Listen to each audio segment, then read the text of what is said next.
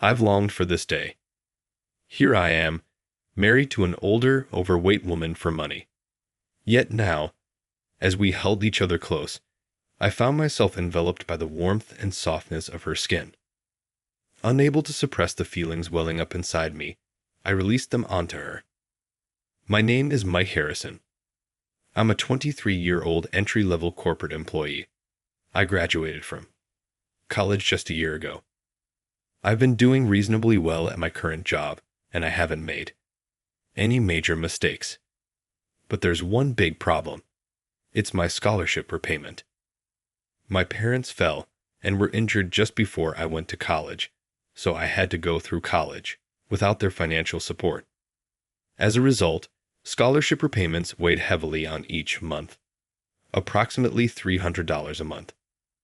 That's a substantial amount for someone like me who just started working and isn't making much money. My take-home salary is about $1,900. Rent is $500. Groceries are $200, plus utilities like water, and gas add up to around $100. After adding necessary expenses like my phone bill and clothes, my living expenses roughly amount to $1,100. Plus, considering the insurance I pay for, my parents, and the $300 for scholarship repayment, it easily amounts to $1,500. And that's after cutting corners by living in a cheap apartment, using a budget smartphone, and cooking my own meals. I could easily spend up to $1,700 if I'm not careful.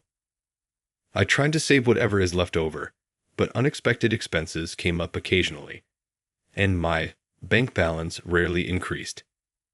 I couldn't afford the things I like, and falling ill would be disastrous. If it weren't for the $300 scholarship repayments, I could have some fun and peace of mind. I often found myself resenting the situation, but I made this choice, so I have to make the payments. It might be called a scholarship, but it's still a debt, so I can't quit my job and have no choice but to work hard. That day, I was gnawing on some cheap bread that was about to expire with a sigh. This made it 7 straight days of the same bread. I was starting to get sick of it, but I couldn't afford anything but cheap, filling food, so I had no choice. What's up, Mike? Eating bread again today. Probably because I let out a big sigh, someone slapped me on my back. Looking around, it was our CEO. The company I work for is usually the type where the CEO wants to go to the field site. It's a small company, and the boss knows all the employees' faces and names. You could say it's a homey kind of company. Ahaha, things are tight this month. Oh, is that a complaint about your wages being too low? No, that's not it. In my case, I have scholarship repayment.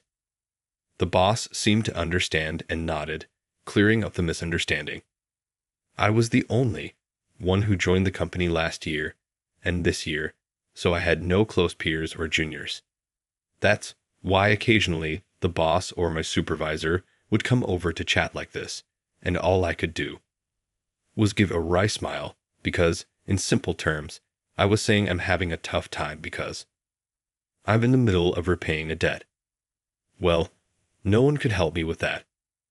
Then the boss started humming thoughtfully. Is something wrong? Well, I was planning to talk about it anyway. The boss awkwardly brought up a topic to me. Apparently, the boss's business associate, well, a chairman who has been taking care of us since long ago, was looking for a marriage partner for his daughter.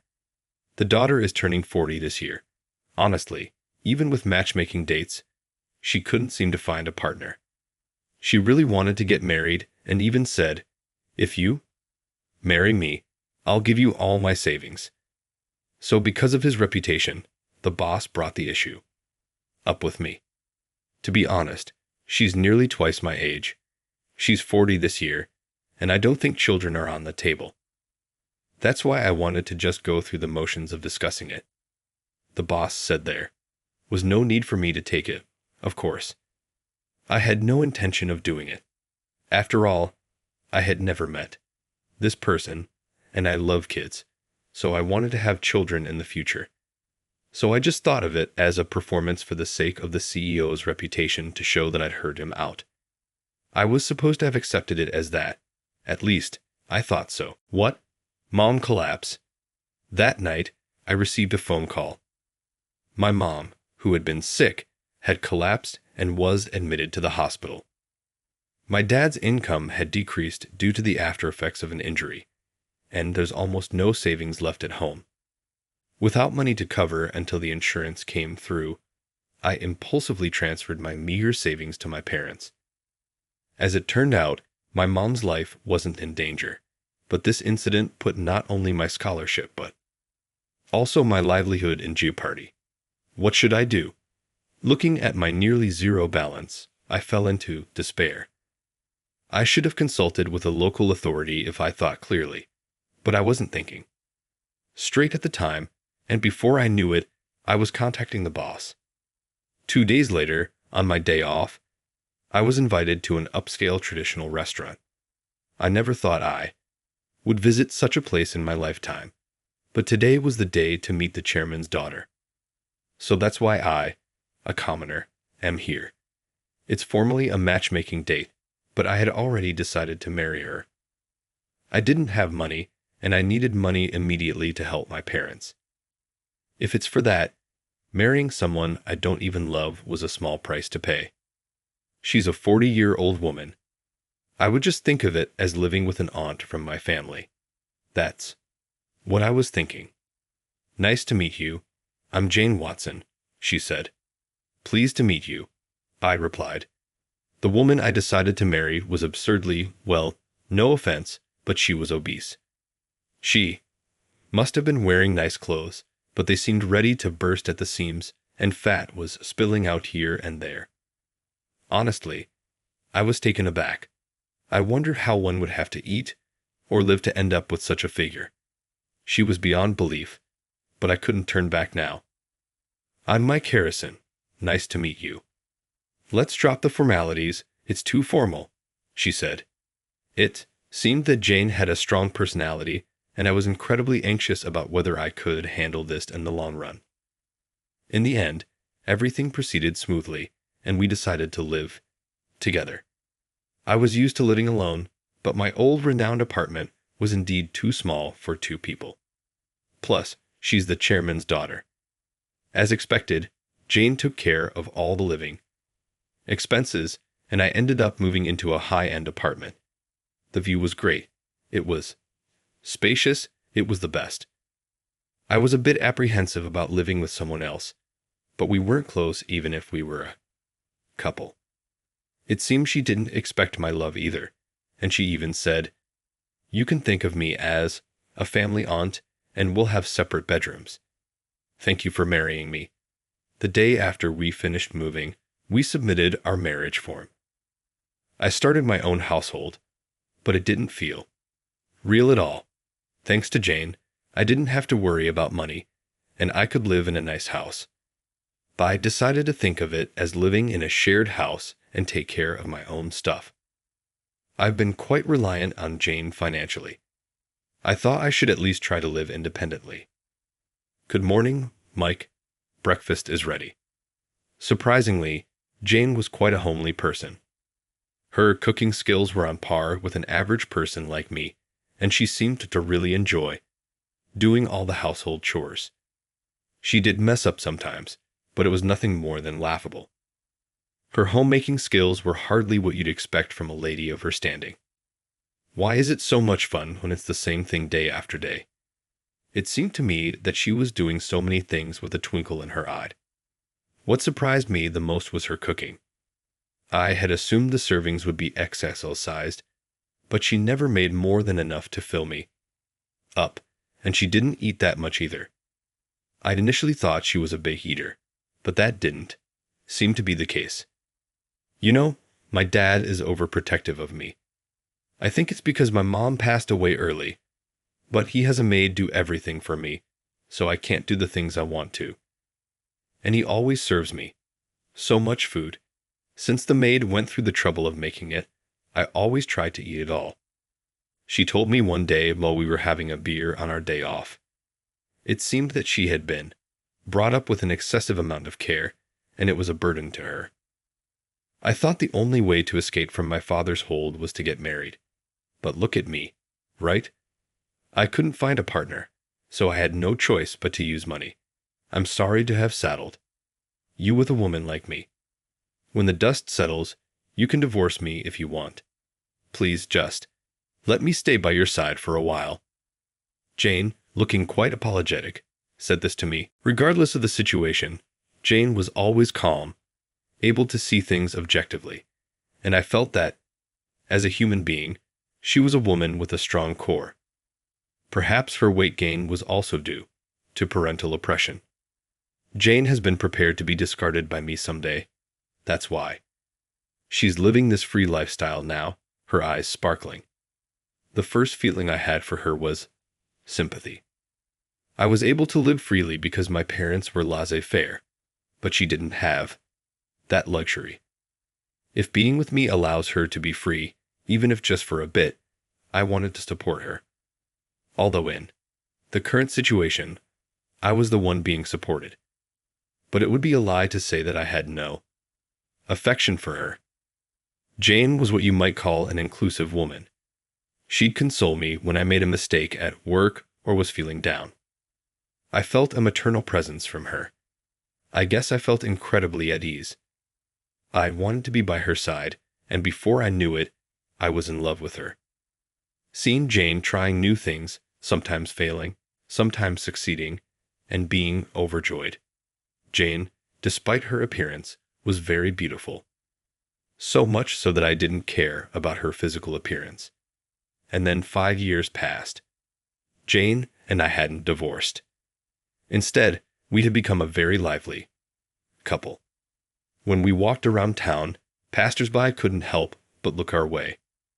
We stood out a lot, but such scenes had become a part of our daily life. Look at her, she's like a model.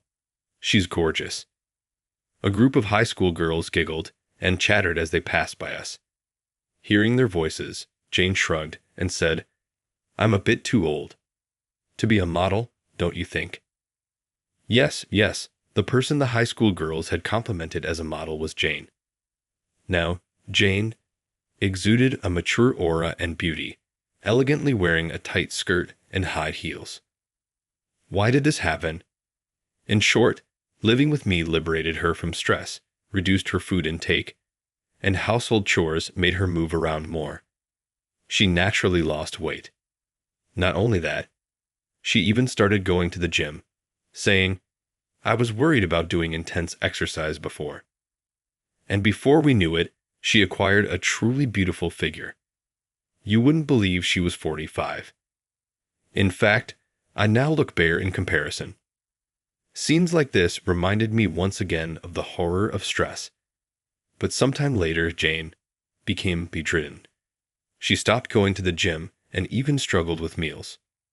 I was afraid, thinking she was sick, when I heard Jane's voice from the bedroom.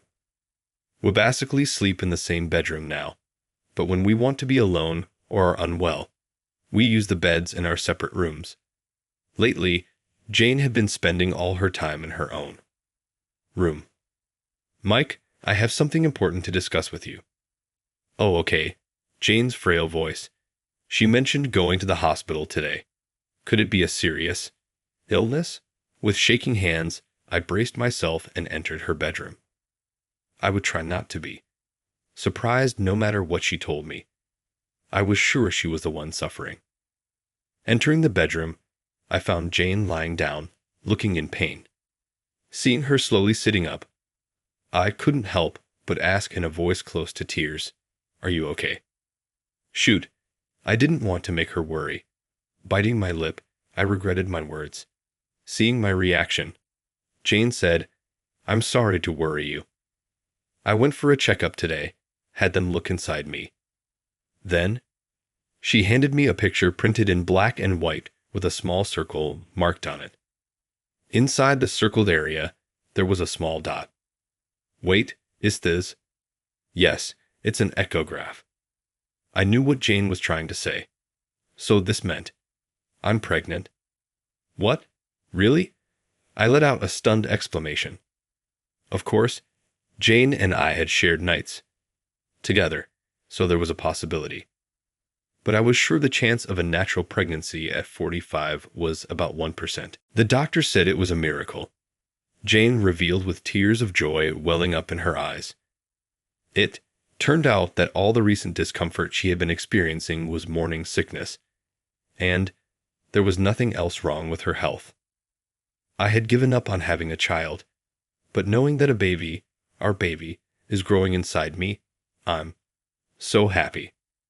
I've been longing for this day, she admitted before breaking down in tears. I gently, very gently, held her in my arms.